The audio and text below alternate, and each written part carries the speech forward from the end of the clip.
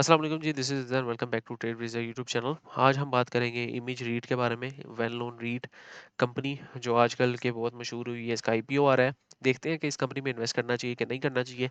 As a share holder या फिर as a investor आपके पास क्या चीज़ें वो हैं जो पता होनी चाहिए इस शेयर में इन्वेस्ट करने से पहले, वो सारी चीज़ें डिटेल में डिस्कस करेंगे।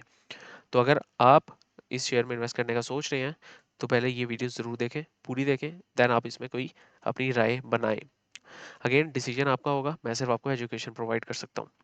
ओके, तो ये इससे पहले मैं ना, ये इसका प्रोस्पेक्टस है जो कि 190 पेजेस का है। इसके मेजर पॉइंट्स देखने से पहले हम डिस्कस कर लेते हैं कि इमेज है क्या। ओके, तो इमेज जो है ना, ये एक रीड प्रोजेक्ट लाया है जिसका नाम इमेज रीड इन्होंने कहा है। तो इमेज रीड होता क्या है और स्पेसिफिकली रीड क्या होता है, इमेज रीड क्या है और रीड क्या होता है। ओके, रीट को कहते हैं हम रियल एस्टेट इन्वेस्टमेंट ट्रस्ट।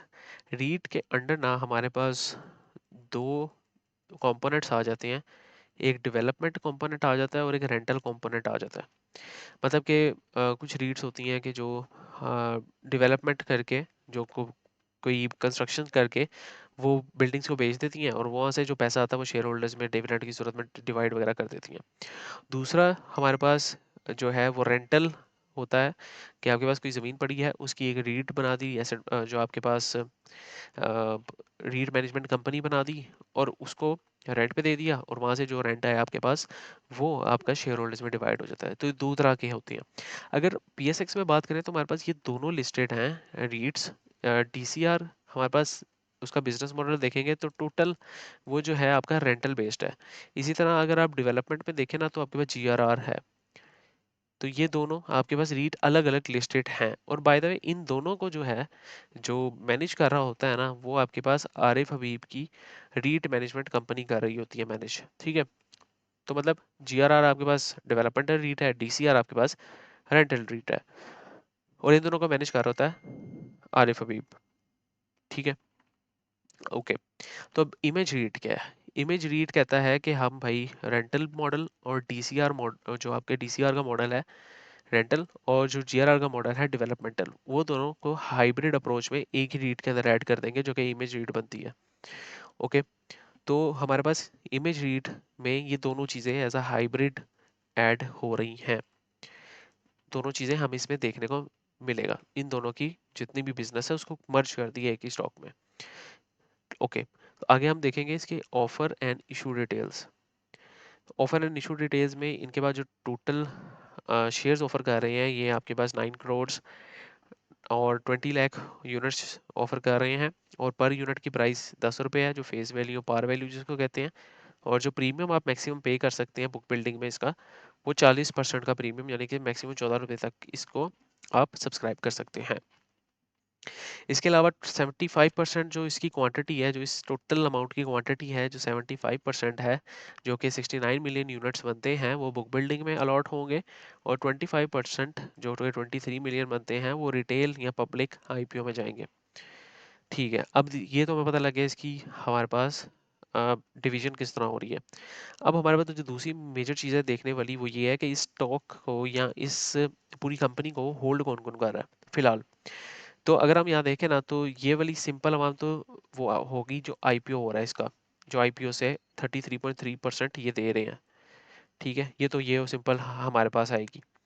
दूसरा है एफटीएसएम के पास, फर्स्ट ट्राई स्टार मुदारबा। अब एफटीएसएम को देखें ना, तो ये भी स्टॉक आपके पास ना पीएसएक्स पे लिस्टेड है। ठीक है, इसको भी आप जाके इस पे रिसर्च कर सकते हैं कि मुदारबा है, ये लिस्टेड है और शरिया ओनली है। तो अगर कोई मुदारबा इसमें इन्वेस्ट कर रहा है तो क्या ये कंपनी शरिया होगी? जी बिल्कुल, ये शरिया कंपनी होगी। जिस तरह डीसीआर है, ये भी शरिया कंप्लाइंट होगी, इसकी भी कोई डेप्ट नहीं होगा। अच्छा, तो एफटीएसएम के पास तकरीबन तकरीबन आपके पास 4.2 करोड़ इसके पास शेयर्स मौजूद हैं, जो कि 15.5% बनते हैं टोटल शेयर्स का। और मिस्टर असद अहमद के पास 51.2 करोड़, 51.2% यानी कि 14 करोड़ ऑफ शेयर्स हैं। ठीक है, ओके। अब मिस्टर असद अहमद है कौन? अगर आप फर्स्ट रजिस्ट्रार मुदारबा के पेज पे जाएंगे तो इसके सीईओ में देखेंगे तो मिस्टर असद अहमद इसके सीईओ भी मौजूद हैं। और इमेज का इससे क्या ताल्लुक है? तो सिंपल इमेज में जाएंगे, इमेज की कंपनी में जाएंगे तो इसके सीईओ को भी आप देखेंगे तो असद अहमद ही इसके सीईओ हैं। मतलब कि दो अलग companies with the same CEO मिलके इसमें इन्वेस्टमेंट कर रही हैं। अब इमेज पाकिस्तान ने क्या किया हुआ है? इमेज पाकिस्तान ने जो इसका जो आप कह सकते हैं कि जिसके नाम पे ये इमेज रीड आ रही है, उसने इसको लीज पे कंपनी ज़मीन दी हुई है, या रेंट पे ज़मीन दी हुई है, और वो इसको रेंट पे करता है, ये क्या कहते हैं, रीट। ओके, तो इमेज नाम इसलिए इसको पड़ा है बस। और चूंकि सीईओ सेम कंपनीज का है, सीईओ इमेज का भी है, इमेज एक वेल नोन नाम हो गया है मार्केट में, इसकी स्टॉक प्राइस बड़ी अच्छी जा रही है, एक अच्छी कंपनी है, तो इस वजह से इसकी जो आपके पास नाम है इसलिए भी इसको इमेज रीट रखा है। अब देखते हैं कि इसके जो पोर्टफोलियो है वो क्या है। अब इसका ना मेजरली दो पोर्टफोलियो है, एक डेवलपमेंट पोर्टफोलियो है, एक रेंटल पोर्टफोलियो है। इसको बाद में हम डिस्कस करेंगे।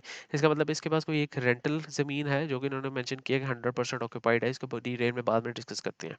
और एक डेवलपमेंटल ज़मीन है जिसकी बेस पे, जिसके लिए ये 9.2 million rupees, sorry 920 million rupees का जो है रेवेन्यू या फिर आपके आईपीओ इकट्ठा कर रहे हैं। ओके, तो ये चीज़ें हम मेजर मेजर देख लिया। अब हम देखते हैं यहाँ पर। अब यहाँ पर इसके प्रोस्पेक्टस में अगर देखें ना तो यहाँ पे लिखा है manage by Sinolink REIT management company. अब सिनोलिंक रीट मैनेजमेंट कंपनी क्या है कि जब भी कोई रीट बनती है ना उसकी एक मैनेजमेंट कंपनी बनती है। आरिफ हबीब को देखेंगे ना तो डायरेक्ट आरिफ हबीब इसको हैंडल नहीं कर रहा, उसने अपनी रीट मैनेजमेंट कंपनी बनाई है, वो डीसीआर और जीआरआर को जो है मैनेज कर रहे हैं। इसी तरह इसकी रीट की वेबसाइट भी है, अगर आप इसकी जाएंगे तो रीट अंडर मैनेजमेंट में ना सिर्फ एक रीट है, मतलब कि ये और भी रीट्स को मैनेज कर सकती है। जिस तरह आरिफ हबीब की वेबसाइट पर जाएंगे उसके रीट अंडर मैनेजमेंट में दो रीट्स होंगी, टीसीआर और जीआरआर। इसमें सिर्फ एक रीट मौजूद है, मतलब इन फ्यूचर इसमें मजीद रीट्स भी आ सकती हैं। एक चीज़, अच्छा ये तो सारी चीज़ें मैंने आपको बता दी हैं कि 33.36% फेस वैल्यू क्या है, और 75% जो है आपका आईपीओ से आएगा, 25% आपका retail investment general public portion होगा। अच्छा, इसके बाद इन्होंने कहा है, इन्होंने बुक बिल्डिंग की डेट्स मेंशन की है। अभी 8 सितंबर हो चुकी है, 8 सितंबर से 11 सितंबर तक इसकी बुक बिल्डिंग की डेट्स हैं। जो इसके बिडिंग पीरियड है वो 10 सितंबर से 11 सितंबर है इसका बिडिंग पीरियड, मतलब अभी बिडिंग पीरियड स्टार्ट नहीं हुआ। और जो पब्लिक सब्सक्रिप्शन की डेट्स हैं वो 17 से 18 सितंबर हैं। तो ये इसके मुताबिक आप देख सकते हैं। अब इमेज के पहले हम ना बिजनेस मॉडल को डिस्कस कर लेते हैं कि ये करना क्या चाह रहे हैं, देन हम इसके रिस्क को देखेंगे एंड में कि भाई ये इसमें क्या रिस्क आपके पास मौजूद हो सकता है। ठीक है, अब यहाँ पे ना primary purpose of REIT scheme, अब ये ना लोन नहीं लेना चाहते बैंक से, जाहिर सी बात है, अगर लोन दे दे तो मार्कअप देना पड़ेगा, तो इसलिए आईपीओ में आए हैं। और इनको मतलब पैसा भी चाहिए डेवलपमेंट कंपोनेंट को पूरा करने के लिए। तो इनके जो एसेट्स में हैं, जो इनकी दो एसेट पोर्टफोलियो है मेजर, एक रेंटल पोर्टफोलियो है जो मैंने आपको बताया था, एक डेवलपमेंट पोर्टफोलियो है। जो रेंटल में है वो इन्होंने मेंशन किया है कि main Shahrah Faisal Karachi prime business hub में इनका प्रीमियम ऑफिस बिल्डिंग है, जो जिसको आईटीसी इमेज भी कहते हैं। जो इसकी लैंड है वो ये सारी इन्होंने मेंशन की है, और ऑक्यूपेंसी इन्होंने 100% मेंशन किया है, मतलब इनको यहाँ से रेंट आ रहा है। जो डेवलपमेंट कंपोनेंट है वो कहते हैं कि हाई एंड रेजिडेंशियल बिल्डिंग है, जो कि मेन टीपू सुल्तान रोड पे वाक़या है, जिसकी लैंड इतनी है, और जो है इसका बेसिकली ये वो प्रोजेक्ट है जिसकी बेस पे 920 मिलियन रुपीस रेज कर रहे हैं। और अगर यहाँ पर आप देखें तो इन्होंने मेंशन किया कि कब तक ये पूरा हो जाएगा प्रोजेक्ट। तो 5 साल इन्होंने मेंशन किया कि पूरा हो जाएगा, मतलब 2023 में ये रीट हमारे पास लिस्ट हुई थी। तो सॉरी, ये रीट हमारे पास आई थी। यहाँ पर इन्होंने मेंशन किया date of transfer of project into REIT scheme, मतलब ये इस रीट स्कीम जो है, ये रीट स्कीम ये इस एसेट मैनेजमेंट या रीट मैनेजमेंट कंपनी के अंडर 2023 में आई थी। तो तब इन्होंने कहा था कि 5 साल लगेंगे इसको, मतलब 2028 तक, 2023 से 5 साल लगाए तो 2028 तक कंप्लीट होगा।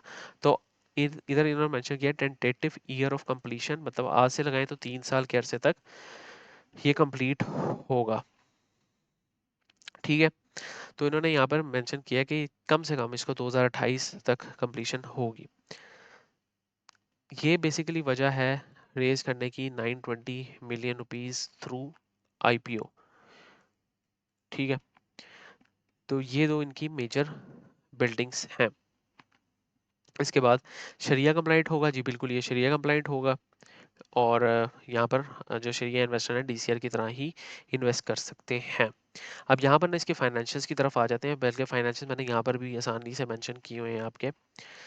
जो इसकी नैव है, नेट एसेट वैल्यू, वो इंक्रीज हो रही है 12-13 रुपए के, और अक्सर नैव ही को हम कंसिडर करते हैं कि जो रीट्स की नैव होती है वो इसकी एक्चुअल इंट्रिंसिक वैल्यू होती है।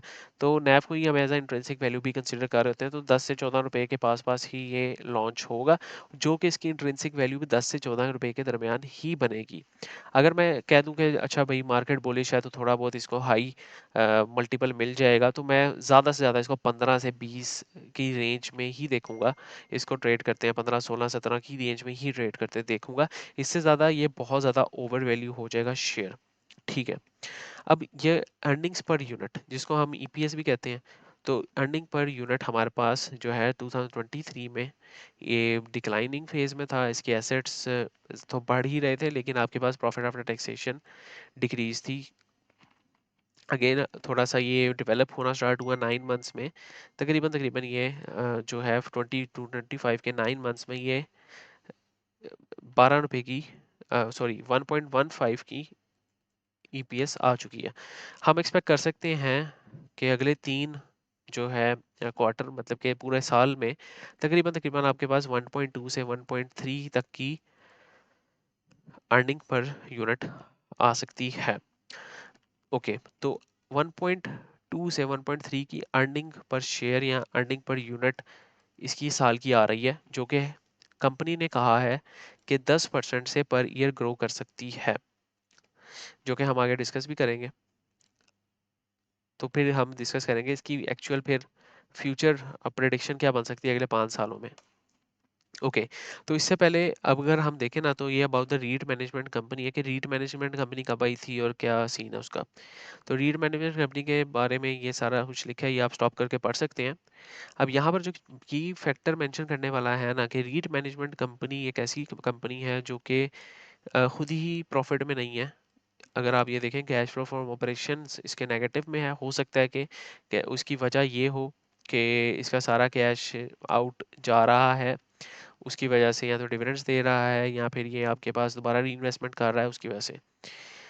लेकिन बाय द वे ये खुद ही एक जो रीट मैनेजमेंट कंपनी है ये प्रॉफिटेबल नहीं है अभी तक, अ, यहाँ पर लिखा हुआ है। अच्छा, इसके बाद जो इसकी अर्निंग पर शेयर है रीट मैनेजमेंट कंपनी की, अभी तक 2024 में 0.64 आई थी, और 2025 में भी तकरीबन ये 0.7 के पास पास ही या 8 के पास पास ही रहेगी। ठीक है, इसके बाद अगर आप देखें मज़ीद यहाँ पर इन्होंने डिटेल्स मेंशन की हुई हैं कि आपकी रीट स्कीम क्या है, रेंटल कंपोनेंट क्या है, कितने स्क्वायर फुट हैं, इसमें क्या क्या चीज़ें, building walls, fixtures, improvement, fences, structures यहाँ पर इन्होंने मेंशन किए हैं। देन आगे इसका ना इन्होंने पूरा लेआउट दिया हुआ है बाद में, वो हम आगे आपको दिखाएंगे। अच्छा, फर्स्ट ट्राई स्टार मुदारबा इन्होंने ये मेंशन किया हुआ है कि जो इसकी टेंटेटिव कंस्ट्रक्शन टाइमलाइन है वो 2028 तक है, और 2027 तक ये 75% कंप्लीट हो चुका होगा इनके मुताबिक, और 2024 तक ये 10% कंप्लीट हो चुका है अकॉर्डिंग टू देयर कैलकुलेशन। तो ये इसकी टाइमलाइन है इन्होंने मेंशन किया। इसके बाद हमारे पास ये इन्होंने एक तरह से चार्ट बनाया हुआ है, गैंट चार्ट भी कहते हैं शायद इसको। तो ये इन्होंने यहाँ पे बनाया हुआ है कि इन्होंने 2025 में क्या करना है। तो इन्होंने फर्स्ट फ्लोर की रूफ डालनी है, देन 2026 में इन्होंने सेकंड फ्लोर की, थर्ड फ्लोर की, और फोर्थ फ्लोर की और फिफ्थ फ्लोर की रूफ डालनी है। देन 6, 7, 8, 9th फ्लोर की और 10th फ्लोर की रूफ इन्होंने बाद में डालनी है। देन 11th और 12th फ्लोर की, और पूरा रेजिडेंशियल एरिया और टोटल फिनिशिंग इन्होंने 2028 में करनी है, ये इनका प्लान है।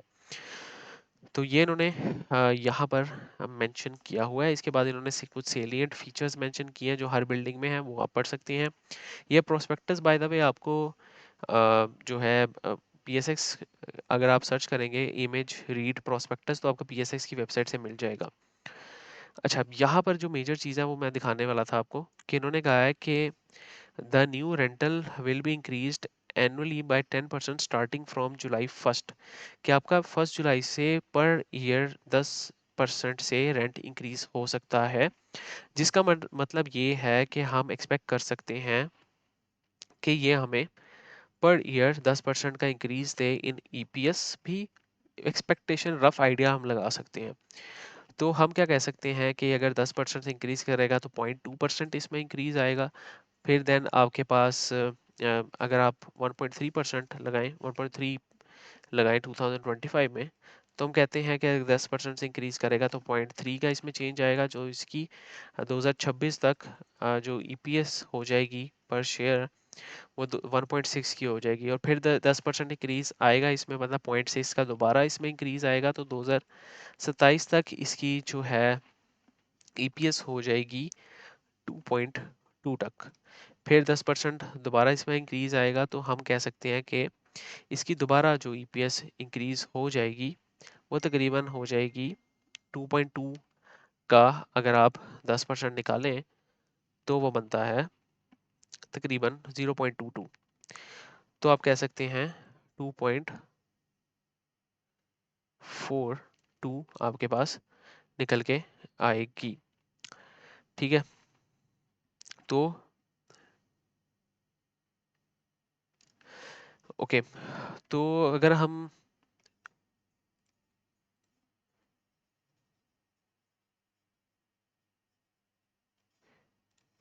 तो अगर हम कैलकुलेशन लगाएं कि हर साल 10% से इंक्रीज आएगा, तो हम क्या कह सकते हैं कि 2025 में अगर इसकी 1.3 है तो 2026 में इसकी 1.3 प्लस 0.13 इसमें इंक्रीज देखने को मिल सकता है। मतलब 1.3 प्लस 0.13 आपका बनता है 1.43। देन 2027 में इसकी जो EPS आ सकती है वो आ सकती है 1.43 प्लस 0.143, तो मतलब 1.57 की इसकी 2027 में EPS आ सकती है। और 2028 में जो इसकी EPS आ सकती है वो 1.57 प्लस 0.157 आ सकती है। 1.57 प्लस 0.157 आ सकती है, जो कि 1.7 तक की बनती है। मतलब जो मैक्सिमम हम कंसीडर कर रहे हैं जब तक इसका डेवलपमेंटल प्रोजेक्ट कंप्लीट होगा, तो इसकी EPS रह सकती है 1.7 से 2 रुपए के दरमियान। तो इस प्राइस में अगर आप देखें ना, तो अगले 5 साल के लिए अगर आपके पास DCR जैसी एक अच्छी कंपनी मौजूद है जो कि आपको अ, तकरीबन 35 रुपीज़ की अर्निंग दे रही है पर ईयर। यहाँ पर इन्होंने पर ईयर की बात नहीं की, वैसे इन्होंने पर क्वार्टर की बात की हुई है। यहाँ पे 9 मंथ्स में अगर आप देखें तो हाँ 3.6 रुपीज़ पर ईयर की अर्निंग दे रही है। और 2024 में इसने 2.8 रुपीज़ पर ईयर की अर्निंग दी थी। तो अगर आप इसको इससे कंपेयर करें तो हाँ 3 साल बाद इसमें हो सकता है पोटेंशियल के आपको DCR के मुकाबले में डिविडेंड देना स्टार्ट कर दे, लेकिन तब भी कंफर्मेशन नहीं है। और अभी तो एज सून एज पॉसिबल तो ये डिविडेंड नहीं देने वाला।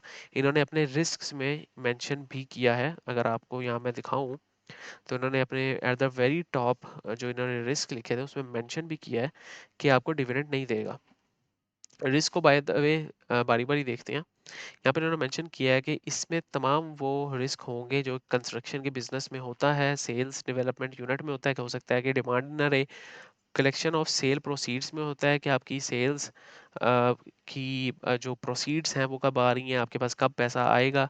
डिविडेंड्स, अब यहाँ पर इन्होंने मेंशन किया डिविडेंड्स इफ एनी, अगर हम कोई डिविडेंड देंगे, डिविडेंड अगर हम कोई देंगे भी तो वो सब्जेक्ट होगा net profit of REIT scheme. मतलब वो टोटली डिपेंड कर रहा होगा जो रीट स्कीम है उसके प्रॉफिट पे आफ्टर और वो प्रॉफिट हम पहले कंसिडर करेंगे लगाने को अपनी कंस्ट्रक्शन कॉस्ट पे, प्रोजेक्ट मैनेजमेंट पे and successful realisation of sale and rental proceeds.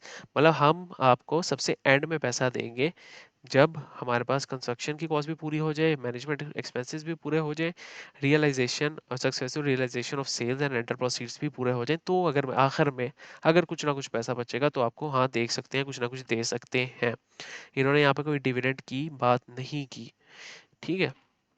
इसके बाद इन्होंने कहा है कि आईआरआर प्रोजेक्ट का कम हो सकता है अगर तो इकोनॉमिक सिचुएशन आपकी मुल्क की ख़राब होती है, कमोडिटी प्राइसेस इंक्रीज होती हैं। तो अब यहाँ से इनका क्या कहने का मकसद है, जो मुझे आगे आने वाले 3 सालों में दिखता भी है कि अगर आपके इंटरेस्ट रेट्स या तो स्टेबल रहते हैं या एटलीस्ट आपके इंटरेस्ट रेट कम होते हैं तो आपकी सीमेंट्स की डिमांड बढ़ेगी। जब आपकी सीमेंट्स की डिमांड बढ़ेगी तो ऑब्वियसली सीमेंट्स की प्राइसेस में भी हो सकता है कि कोई ना कोई इंक्रीज देखने को मिले। अगेन ये चीज़ भी डिपेंड कर रही होती है मार्केट कंपटीशन पे, क्योंकि मोस्टली अगर कोई सीमेंट आपके किसी एरिया में सस्ता दे रहा है तो बाकी कंपटीटर्स भी कोशिश करते हैं कि उसी प्राइसेस पे रखें। तो ये भी डिपेंड कर रहा होगा मार्केट प्राइसेस पे कमोडिटी की। अगर तो इनकी सीमेंट की प्राइसेस इंक्रीज हो गई, उनको महंगा सीमेंट लेना पड़ा, तो इनके पास कोई चारा नहीं होगा कि इनकी कॉस्टिंग बढ़ जाएगी और देन हो सकता है ये नेगेटिव में भी चले जाएं। ये मेरा की कंसर्निंग पॉइंट है। इसके बाद इन्होंने यहाँ पे मेंशन किया development component of the image is expected to completed by 2028। After the development is finish the project will become a hybrid component. Hybrid मतलब कि मतलब प्रॉपर्टीज भी बेचेगा, उसमें पैसा आएगा, फिर रेंटल भी देगा आपको। हो सकता है remaining portion will be rented out and earn the rental income. इसके बाद इन्होंने मेंशन किया कि हो सकता है हम बाकी इस रीट स्कीम में बाकी भी प्रोजेक्ट्स ऐड करें और वो शेयर होल्डर्स को 21 दिन पहले बता दिया जाएगा कि हम कोई प्रोजेक्ट ऐड कर रहे हैं कि नहीं कर रहे। अब ये तो बात की चीज़ें हैं। अब जो मेरा पॉइंट ऑफ व्यू है, यहाँ पे इन्होंने बाय द वे मेंशन भी किया है कि cash flow from operations of SRMC are negative. ठीक है। तो यहाँ पर इन्होंने ये भी मेंशन किया है कि इनके जो SRMC के कैश फ्लो हैं वो भी आपके पास नेगेटिव देखने को मिले। तो ये भी एक की कंसर्निंग पॉइंट है। ठीक है।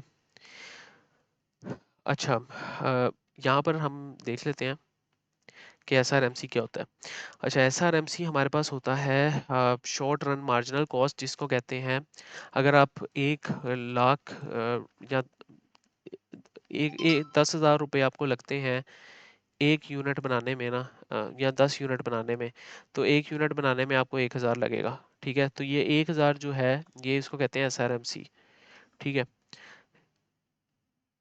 जिसको हम कहते हैं SRMC short run marginal cost.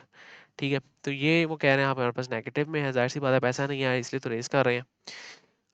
ठीक है। तो ये कुछ चीज़ें हैं जो हमें देखनी चाहिए इन्वेस्ट करने से पहले। पर्सनल ओपिनियन दूं तो मैं, मेरे पास अगर GRR और DCR जैसी रीट्स मौजूद हैं तो मैं इस कंपनी में नहीं इन्वेस्ट करूंगा। हाँ, अगर मैंने बुल रैली का चस्का लेना है कि भाई एक कंपनी आते साथ ही कैप पे कैप मारना शुरू हो जाती है विदाउट एनी फंडामेंटल्स, तो वो मैं चस्का ले सकता हूँ। जिस तरह मैं आपको एग्जांपल भी दिखा देता हूँ।